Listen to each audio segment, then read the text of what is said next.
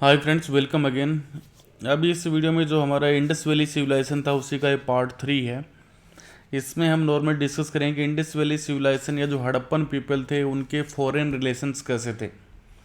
मतलब कि विदेशों से उनके किस प्रकार के ट्रेड रिलेशन थे, उसके बारे में हमें कुछ इन्फॉर्मेशन आर्कियोलॉजिस्ट को मिली है। स्पेशली जो मेसोपोटामियन सिविलाइजेशन है वहाँ से जो रिटर्न सोर्स मिले हैं उनसे कुछ इन्फॉर्मेशन हमें कलेक्टेड हुई है, और साथ ही कुछ इस प्रकार के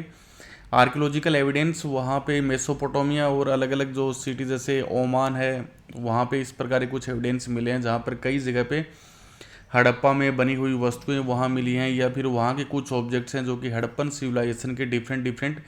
जो साइट्स है वहाँ पे अवेलेबल हुए हैं, जिनसे हम एक आइडिया लगाते हैं कि उस समय हड़प्पन पीपल के फॉरेन जो कंट्रीज थी या फॉरेन जो सिविलाइजेशन थी उनसे किस किस से उनके संबंध थे, और उन संबंधों की पृष्ठभूमि क्या थी, और इस प्रकार के रिलेशंस क्यों मेंटेन किए जाते थे। अभी जो रिसेंट आर्कियोलॉजिकल फाइंड्स हुई है वो हमें सजेस्ट करती हैं कि copper was also probably broad from Oman, कि हड़प्पा में जो कॉपर लाया जाता था, जो तांबा लाया जाता था, तो पहला सोर्स तो हमने पहले डिस्कस किया कि हड़प्पन लोग थे वो कॉपर है वो राजस्थान में खेतड़ी नामक जो क्षेत्र है वहाँ से वो कॉपर लेके आते थे। साथ ही जोधपुर गणेश्वरा कल्चर के जो लोग हैं वो भी उस कॉपर में प्राप्त करने में उनकी हेल्प करते होंगे। तो ये तो उनका एक सोर्स हो गया जो कि इंडिया में, इंडियन सब कॉन्टिनेंट में उनके पास अवेलेबल था। सेकंड, जो अभी रिसेंट आर्कियोलॉजिकल जो सर्वेज हैं वो ये मानते हैं कि प्रोबेबली हड़प्पन पीपल हैं वो ओमान में जो कॉपर मिलता है उसको भी यूज़ करते होंगे। तो इसका आर्कियोलॉजिस्ट ने कैसे पता चला है, तो उसके लिए सिंपल सा उन्होंने जो इस प्रकार के जो ऑब्जेक्ट्स मिले उन ऑब्जेक्ट्स का जब उन्होंने केमिकल एनालिसिस किया तो ये पता चला कि both the Omani copper and Harappan artefacts have traces of nickel suggesting a common origin, कि केमिकल जो रासायनिक रूप से जो प्रयोगशालाओं के अंदर जो एनालिसिस किया गया उसमें ये देखा गया कि जो ओमान की जो साइट्स है वहाँ से जो कॉपर है, जो हड़प्पा के जो आर्टिफैक्ट्स हैं उनमें जिस कॉपर का यूज हुआ इन दोनों ही कॉपर के अंदर जो निकिल जो है उसका ट्रेसेज है, उसके कुछ मिश्रण वहाँ पे मिला हुआ है, जिससे कि ये पता चलता है कि इन दोनों का ओरिजिन है वो सेम ही था। यानी कि एक ऐसे क्षेत्र से आए थे जिसमें कि कॉपर के अंदर निकिल की अशुद्धि मिक्सअप रही होगी। तो जिससे पता चलता है कि ओमान से भी हड़प्पन पीपल के इस प्रकार के रिलेशन रहे होंगे, क्योंकि इंडिया में, इंडियन सब कॉन्टिनेंट में जो कॉपर मिलता है उसमें इस प्रकार का मिक्सचर निकल का नहीं पाया जाता है। तो इसलिए ये आइडिया लगाया कि ओमान में जो ओमान से इन लोगों के एक रिलेशन मेंटेन रहे होंगे। There are some other traces of contact territorial, इसके अलावा ओमान के अलावा कुछ दूसरे क्षेत्र है वहाँ से भी इन लोगों का कॉन्टैक्ट था, वो भी हम देखते हैं अभी। तो फर्स्ट वन, यदि आप वर्ल्ड के ये ग्लोब के ऊपर आप देखोगे तो ये इंडियन सब कॉन्टिनेंट है, और ये यहाँ पे आपका ओमान है। ठीक है, ये यहाँ पे जो गल्फ कंट्रीज़ हैं यहाँ पे इस टिप के ऊपर ये आपका ओमान है। तो यहाँ से माना जाता है कि सी के द्वारा इनके आपस में रिलेशंस रहे होंगे हड़प्पन पीपल और ओमान के लोगों के। नेक्स्ट है एक distinctive type of vessel, a large Harappan jar coated with a thick black clay has been found at Omani sites. अब इसके अलावा ओमानी साइट्स, जो ओमान के अंदर कई साइट्स हैं, जब उनका आर्कियोलॉजिकल के रूप से खोदाई की गई तो वहाँ पे हमें एक हड़प्पन सभ्यता के अंदर बना हुआ एक वेसल, एक बर्तन है जो कि एक जार है जो कि ब्लैक क्ले से जिसको कोट किया गया है वो वहाँ पे मिला है। Such thick coatings prevent the proclamation of liquids, तो ये इस प्रकार की जो थिक कोटिंग थी वो मानी जाती थी कि जो लिक्विड्स होती है उनके रिसाव को रोकने काम आती थी। तो इसलिए ये सब उन दोनों सभ्यताओं के संबंध को दर्शाता है कि भारतीय लोग, जो हड़प्पन लोग थे, वो ओमान से कॉपर लेके आते होंगे और उसके बदले में यहाँ से कुछ चीज़ों की ओमान को सप्लाई की जाती होगी। इसीलिए हड़प्पा में बना हुआ यह वेसल वहाँ पे खुदाई में हमें मिला हुआ है। ये जो जार आप देख सकते हो, an Harappan jar found in Oman, ये ओमान, ये आंतरिक रूप से इसको ब्लैक रूप से कोटिंग की गई थी और बाहरी रूप से ये पिक्चर आप इसकी देख सकते हो जो कि ओमान में मिले हुए जार की ये पिक्चर है। अब हमें कुछ रिलेशन मेसोपोटामिया से भी मिलते हैं हड़प्पन पीपल के, तो उसका तो बेस्ट एग्जांपल हमारे पास है कि मेसोपोटामिया जो के टेक्स्ट हैं क्लास 11th में आप पढ़ चुके हो कि मेसोपोटामिया की जो टेक्स्ट है, जो उनकी लिप, जो उनकी स्क्रिप्ट है उसको पढ़ लिया गया है। तो वहाँ की उसके अंदर बहुत सारे टेक्सचुअल एविडेंस हमारे पास हैं जिनमें बार बार इस सभ्यता और यहाँ के लोगों का नाम आया है। Mesopotamian text datable to the 3rd millennium BC refer to copper coming from a region called Magan, perhaps a name for Oman। और मेसोपोटामिया की टेक्स्ट है उसमें भी एक कॉपर का बार बार उसमें नाम आया और उसमें लिखा गया कॉपर एक ऐसे क्षेत्र से आता था जिसका नाम वहाँ पे मगन दिया गया है। और संभवतः ये मगन जो नाम है वो ओमान के लिए ही वहाँ पे यूज़ किया गया होगा। तो इस प्रकार से ओमान जो क्षेत्र है वो उस समय के जो कंटेम्प्रेरी सिविलाइजेशंस हैं उनके लिए कॉपर सप्लाई का सोर्स रहा होगा। ये अर्लीस्ट यदि उस समय की सिविलाइजेशन यदि हम देखें तो उस समय हम जानते हैं कि ये सारी कंटेम्प्रेरी सिविलाइजेशन में मेसोपोटामिया में जो दजला फरात रिवर्स आपका मॉडर्न टाइम का जो इराक वाला क्षेत्र है वहाँ पर एक सिविलाइजेशन का डेवलपमेंट हो रहा था। इसी प्रकार से इंडिया में आप देखोगे तो इंडस रिवर के आसपास जो सिविलाइजेशन बन रही थी जिसको इंडस वैली सिविलाइजेशन या हड़प्पन सिविलाइजेशन बोलते हैं, इसी के कंटेम्प्रेरी में इजिप्ट के अंदर एक सिविलाइजेशन का डेवलपमेंट हो रहा था जो नील नदी है उसके आसपास के क्षेत्रों में। और उसी समय आप ये देखोगे चाइना के अंदर भी एक सिविलाइजेशन का डेवलपमेंट हो रहा था। तो ये वर्ल्ड के डिफरेंट पार्ट्स में हम इतनी कंटेम्प्रेरी सिविलाइजेशन के बारे में हमारे पास आर्कियोलॉजिकल रूप से एविडेंस अवेलेबल है और ये माना जाता है कि ये अलग अलग समय की जो सिविलाइजेशन है आपस में कंटेम्प्रेरी थी, एक दूसरे की समकालीन थी। ये इस प्रकार से जो इंडस सिविलाइजेशन और मेसोपोटामियन सिविलाइजेशन था उनके बीच में रिलेशन मेंटेन रहा होगा। ये इस प्रकार से सी के द्वारा आपस में वो ट्रेड भी करते होंगे, सी रूट्स के द्वारा एक जगह से दूसरी जगह इनका आना जाना भी रहा होगा, ये अनुमान लगाया जाता है। Other archaeological find suggestive of long distance contact include Harappan seals, weights, dice and beads. अब इसके अलावा मेसोपोटामिया में कुछ ऐसे आर्कियोलॉजिकल चीज़ें भी मिली हैं जिनसे ये पता चलता है कि मेसोपोटामियन और हड़प्पन लोगों के बीच में एक लंबी दूरी का व्यापार होता होगा, क्योंकि मेसोपोटामिया में हमें हड़प्पा में बनी हुई सील भी मिली है और हड़प्पा में बने हुए जो वेट सिस्टम है जो उनका यूनिक वेट सिस्टम था वो भी वहाँ पे मिला है। वहाँ पे इस प्रकार के डाइस और बीड्स भी मिले हैं जो कि हड़प्पा में यूटिलाइज किए जाते थे। ये सारी चीज़ें हमें मेसोपोटामिया में मिली हैं। In this context it is worth noting that Mesopotamian text mention contact with regions named Dilmun, Magan and Meluhha. तो इसलिए जो मेसोपोटामिया के जो टेक्स्ट है उसमें हमें 3 अलग अलग क्षेत्रों का नाम मिलता है जिनके साथ उन लोगों का व्यापारिक संबंध था, जिनमें एक नाम दिलमुन था जो कि संभवतः जो बहरीन का जो आइलैंड है उसके लिए यूज किया जाता था। दूसरा मगन था जिसके लिए हमने बात कर ली कि मगन है वो ओमान के लिए वो लोग यूज़ करते थे। और जो तीसरा क्षेत्र जो मेलुहा का उनके टेक्स्ट में नाम आता है तो उसके लिए मॉडर्न टाइम हिस्टोरियन ये मानते हैं कि मेलुहा है वो वर्ड हिस्टोरियन हड़प्पन रीजन है उसके लिए यूज किया जाता था, कि हड़प्पा के जितने भी प्राचीन जो टेक्स्ट हैं हड़प्पन मेसोपोटामियन सिविलाइजेशन के, उन टेक्स्ट के अंदर 3 डिफरेंट एरियाज़ का वर्णन है, जिसमें पहला आपका दिलमुन एक नाम आया है। तो दिलमुन माना जाता है कि बहरीन का जो आइलैंड है उसके लिए यूज़ किया जाता था। मगन है वो ओमान के लिए यूज़ होता था और मेलुहा जो वर्ड है वो प्रोबेबली हड़प्पन रीजन के लिए यूटिलाइज किया जाता होगा। MCQ के लिए याद रखिएगा। दे मेंशन अब ये कि मेलुहा को हम हड़प्पा से कैसे कनेक्ट कर सकते हैं, तो वहाँ पे उनके मेलुहा का जब उन्होंने डिस्क्रिप्शन दिया है तो उसमें ऐसे वर्ड्स लिखे हैं जो हड़प्पा से रिसेंबल करते हैं, हड़प्पा से मिलते जुलते हैं। जैसे एक बार समझ के देखिए, they mention the products from Meluha. Meluha से जो प्रोडक्ट्स हैं उसका उन्होंने मेंशन किया है कि कैरेलिन है, लापिस लाजुली है, copper, gold, variety of woods, ये सारी चीज़ें वो लोग मेलुहा से प्राप्त करते थे। तो हमने पहले भी देखा कि ये सारी जो है हड़प्पन लोगों की, जब हमने वो भी जो भी इनकी आर्टिफैक्ट्स की बात की थी, उनकी स्कल्पचर्स की बात की थी, वहाँ की क्राफ्ट प्रोडक्शन की बात की थी, तो हमने देखा था कि इन सारी चीज़ों का प्रोडक्शन हड़प्पन सिविलाइजेशन में किया जाता था। एक मेसोपोटामियन मिथ से जो मेलुहा, एक मेसोपोटामिया का जो मिथ है, एक मेसोपोटामिया के लिटरेचर में मेलुहा के बारे में ये कहा गया है कि may your bird be the haja bird, may its call be heard in the royal palace, कि तुम्हारा जो हाजा बर्ड है उसकी आवाज़ है वो तुम्हारा जो रॉयल पैलेस है, जो शाही जो महल है उसके अंदर सुनाई दे। Some archaeologist think the haja bird was peacock, और कुछ आर्कियोलॉजिस्ट का ये मानना है कि जिस हाजा बर्ड का इसमें नाम दिया गया है मेसोपोटामियन टेक्स्ट के अंदर, वो पीकॉक के लिए दिया गया है, वो मोर के लिए दिया गया है, जो कि हड़प्पन सिविलाइजेशन में पाया जाता था और मॉडर्न टाइम में इंडियन सब कॉन्टिनेंट में, जैसे हमारे इंडिया का नेशनल बर्ड भी है पीकॉक, तो इसलिए माना गया कि हाजा बर्ड है वो पीकॉक के लिए उन्होंने यूज किया है। Mesopotamian text refer to Meluhha as a land of seafarers. साथ ही मेसोपोटामिया के जो टेक्स्ट है वो मेलुहा के लोगों को सी फेयरर्स यानी समुद्र के यात्रियों के रूप में उनका डिस्क्रिप्शन दिया गया है। और हम देखते हैं कि हमारे यहाँ पर बहुत सारे ऐसे खिलौने हैं, बहुत सारी सील्स हैं जिनके ऊपर इस प्रकार की बोट्स वगैरह बनी हुई है हड़प्पा में।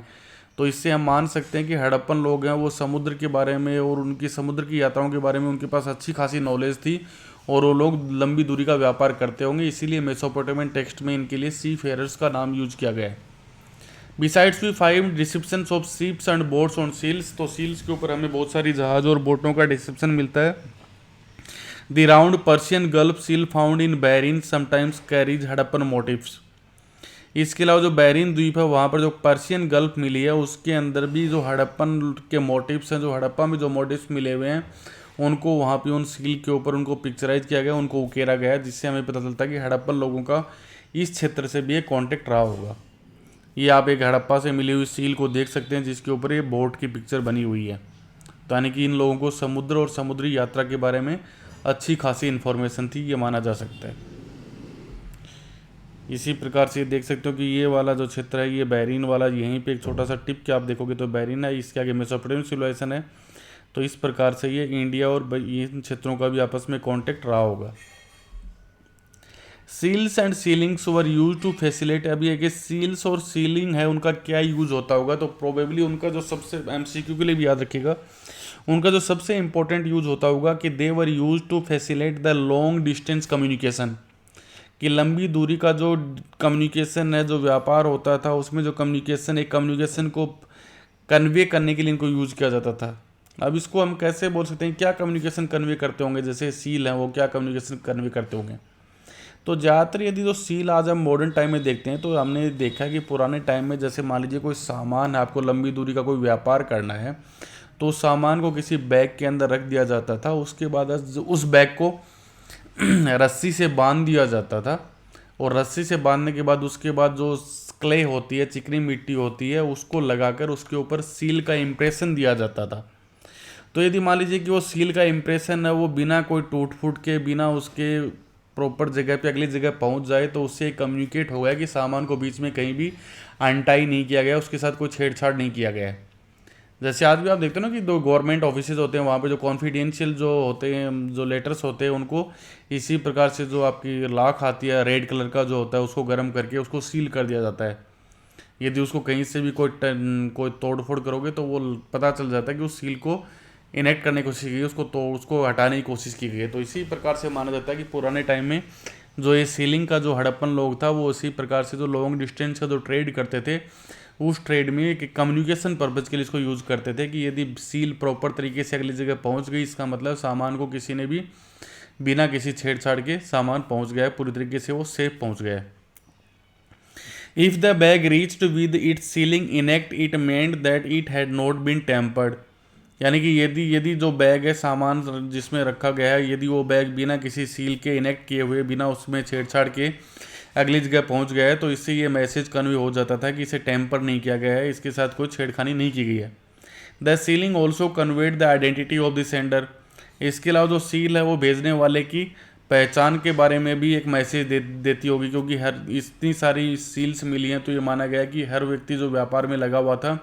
वो अपनी पहचान और अपनी आइडेंटिटी के लिए अपनी अलग अलग टाइप की सील्स को यूज़ करता था। तो इस प्रकार से सील्स हैं वो दो प्रकार के मैसेज दे रही हैं कि पहला तो सामान है वो बिना किसी टेम्परनेस के अगली जगह सही प्रॉपर तरीके से पहुंचा दिया गया होगा, और दूसरा भेजने वाला उसकी आइडेंटिटी है वो भी सील के द्वारा प्रोवाइड हो रही है। तो इस प्रकार से जो लॉन्ग डिस्टेंस कम्युनिकेशन है इसके लिए सील का एक इम्पोर्टेंट यूज इस सिविलाइजेशन में रहा होगा। ये देखिए इस प्रकार से सील रहती थी, तो कितनी सारी सीलें मिली हैं, तो ये माना जाता है कि हर व्यक्ति ने अपनी अलग अलग जो भी व्यापार में इंडल्ज थे उन लोगों ने अपनी इस प्रकार से डिफरेंट सील्स को बना रखा होगा, जिससे कि उनकी आइडेंटिटी को सुनिश्चित किया जा सके। ये देखिए अलग अलग प्रकार की सील्स, ये वो देखिए अलग अलग प्रकार की सील्स, ये सारी सील्स हैं।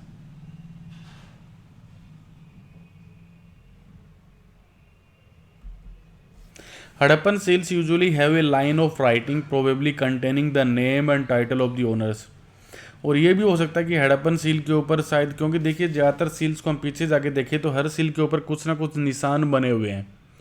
और ये हमें पता है कि ये निशान है इनका, जो ये कुछ ना कुछ राइटिंग थी, लेकिन इस राइटिंग का जो मीनिंग क्या है वो आज भी हमें नहीं पता है। तो इसलिए हम ये मान सकते हैं कि हड़प्पन जो हर सील के ऊपर इस प्रकार के जो निशान बने हुए हैं एक लाइन के अंदर, ये these probably containing the name and title of the owner, जो हो सकता है कि जो सील का जो मालिक हो, जो इस सील को यूज़ कर रहा है, ये उस सील के मालिक का नाम या उसका टाइटल के बारे में इंफॉर्मेशन दे रहे हों। Scholars have also suggested that the motif conveyed a meaning of those who could not read. और इसके अलावा सॉरी इसके अलावा यदि आप देखोगे कुछ राइटिंग के साथ साथ हर सील के ऊपर कुछ डिफरेंट डिफरेंट एनिमल्स को भी पिक्चराइज किया गया है। देखिए यदि आपको माउस के साथ चलोगे तो देखो ये सिंपल से ये माना जाता है कि ये उस भेजने वाले का नाम लिखा हुआ है और ये नीचे एक एनिमल मोटिव लगाया गया है। ठीक है, तो स्कॉलर्स आज ये मानते हैं कि ये जो पढ़ने वाले होते थे वो तो इससे इन्फॉर्मेशन गेन कर लेते थे कि भेजने वाला कौन है, लेकिन जो लोग इलिटरेट होते थे वो इस मोटिव से, क्योंकि हर व्यक्ति का अपना अपना एक विशेष मोटिव होता था, तो ये उस मोटिव को देखकर ये आइडेंटिफाई कर लेते थे कि ये सील का रिलेशन किस पर्टिकुलर पर्सन से है। तो scholars have also suggested that the motif conveyed a meaning to those who could not read. तो इस प्रकार के जो मोटिव हैं जिनमें जनरली जो एनिमल्स का यूज़ किया गया मोटिव पर्पज़ के लिए, उनसे ये मैसेज कन्वे हो जाता था, उन लोगों को मैसेज कन्वे हो जाता था जिनको राइटिंग और रीडिंग के बारे में इंफॉर्मेशन नहीं थी। मोस्ट इंस्क्रिप्शन अब हड़प्पा में जो रिटर्न जो इंस्क्रिप्शन हैं वो ज़्यादातर शॉर्ट हैं, छोटे हैं। The longest containing about 26 sign, जो सबसे लंबा जो इंस्क्रिप्शन हमें मिला है जो कि धोलावीरा से मिला है, उसके अंदर लगभग 26 साइंस हैं, यानी 26 उसमें चिन्ह बने हुए हैं। Although the script remains undeciphered today, हालांकि जो स्क्रिप्ट है, जो हड़प्पा की जो स्क्रिप्ट है वो आज भी हमारे लिए एक रहस्य है जिसको आज भी पढ़ा नहीं जा सका है। इट वॉज इविडेंटली नोट अल्फ़ाबेटिकल, लेकिन हमें ये पता है कि ये जो मॉडर्न टाइम की जो स्क्रिप्ट होती है उनकी तरह कोई अल्फ़ाबेटिकल स्क्रिप्ट नहीं थी। वेयर ईच साइंस, जैसे कि अल्फ़ाबेटिकल स्क्रिप्ट में ये होता है कि जैसे मान लीजिए हम बात करते हैं क ख ग घ ए आ ई,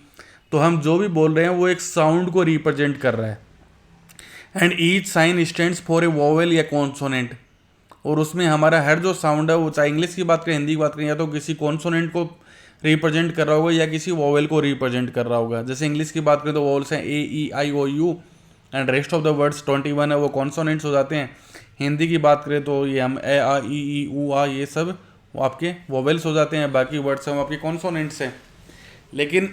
यहाँ पे ये सीला वो अल्फ़ाबेटिकल टाइप से नहीं लिखी जाती थी, बल्कि इसमें कई अलग अलग प्रकार के बहुत सारे साइंस का यूज किया जाता था जिनकी संख्या लगभग 375 से लेकर 400 के आसपास रही होगी। तो एक प्रकार से ये अलग अलग प्रकार के चिन्हों का यूज करते थे, नहीं कि आज की तरह उनके जो लेटर्स थे वो लिमिटेड नहीं थे, क्योंकि इनकी जो स्क्रिप्ट थी वो आज के मॉडर्न अल्फ़ाबेटिकल जो मैनर है उसको फॉलो नहीं करती थी। ये देखिए अलग अलग प्रकार के साइन है इसमें, ये अलग, ये जो सारे सील्स के साइन हैं, ये यहाँ पे अलग साइन है, ये यहाँ पे अलग है, यहाँ पे अलग है। तो इस प्रकार से माना जाता है कि अराउंड 375 टू 400 इस प्रकार के डिफरेंट डिफरेंट साइंस का इनकी पूरी राइटिंग में यूज किया जाता है। ये देखिए ये हड़प्पन स्क्रिप्ट के डिफरेंट डिफरेंट साइंस हैं। It is apparent that the script was written from right to left. तो मॉडर्न टाइम में यदि आप नोटबुक में लिखना शुरू करते हो तो हम लेफ्ट से राइट की तरफ लिखते हैं, लेकिन जो हड़प्पन पीपल थे उसके बारे में ये माना जाता है कि ये लोग राइट से लेफ्ट की ओर लिखते थे। अब ये कैसे हिस्टोरियन से पता लगा कि ये राइट से लेफ्ट लिखते थे, तो नॉर्मली यदि आप अपनी नोटबुक को देखोगे तो जब हम लेफ़्ट से राइट की ओर लिखते हैं तो हम नोटबुक में जो मार्जिन छोड़ते हैं, जो एक हिस्सा छोड़ते हैं, वो लेफ़्ट की साइड छोड़ते हैं। यानी व्यक्ति चाहे वाइट पेज पे लिखे या किसी भी पेज पे लिखे जिसमें लाइन नहीं है, उसमें भी यदि हम लिखेंगे तो जिस साइड से हम लिखना शुरू करते हैं उस साइड में कुछ ना कुछ मार्जिन हम छोड़ देते हैं नॉर्मली। ठीक है, तो इसमें हमने ये देखा है कि इनकी यहाँ पे जो लिखावट है उस लिखावट के अंदर जो मार्जिन है वो राइट साइड में है। तो इसलिए हिस्टोरियंस का यह मानना है कि ये लोग राइट से पहला अक्षर लिखते थे और उसके बाद लेफ़्ट की तरफ आते थे, जैसे कि मॉडर्न टाइम में हम लेफ़्ट में लिखते हैं और राइट की तरफ जाते हैं। It is apparent that the script was written from right to left as some seals show a wider spacing on the right, क्योंकि कुछ सील्स में हमने देखा है कि जो राइट साइड है वहाँ पर जो जगह है वो ज़्यादा खाली है, तो इसका मतलब उन्होंने राइट से लिखना शुरू किया फिर वो लेफ़्ट की साइड आए।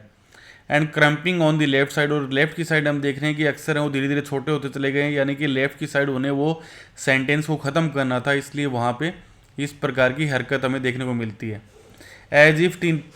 Tin engravers begin working from the right and then run out of space, जैसे कि छोटे बच्चे भी जब लिखते हैं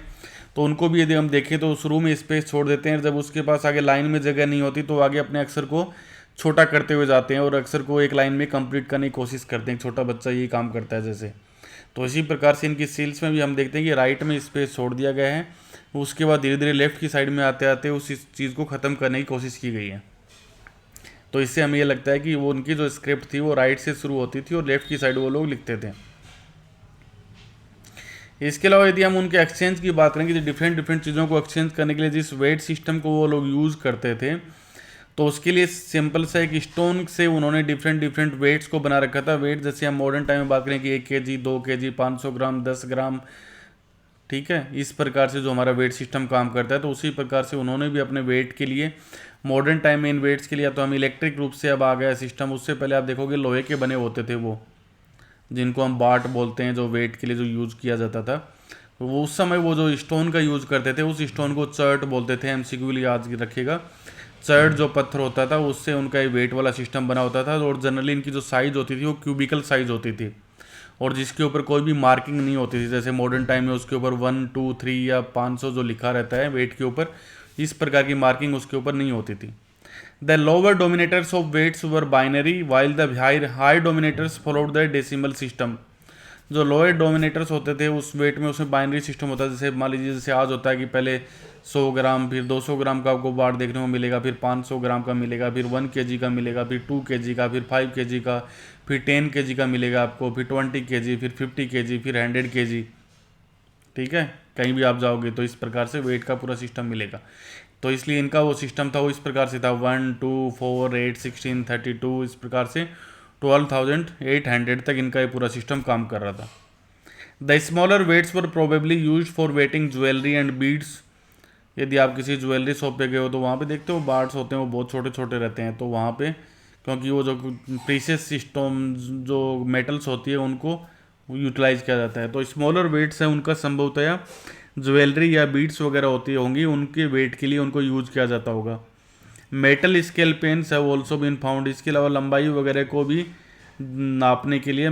पत्थर मेटल से बनी हुई स्केल्स भी वहाँ पे हमें मिली हैं। ये चर्ट पत्थर था जिससे वो बनाते थे इस वेट सिस्टम को, और ये शेप होती थी, आप देख सकते हो क्यूबिकल शेप के अंदर है सारे के सारे। ये इस प्रकार से क्यूबिकल शेप के अंदर होते थे। ये उनकी वो तराजू जो मिली हमें।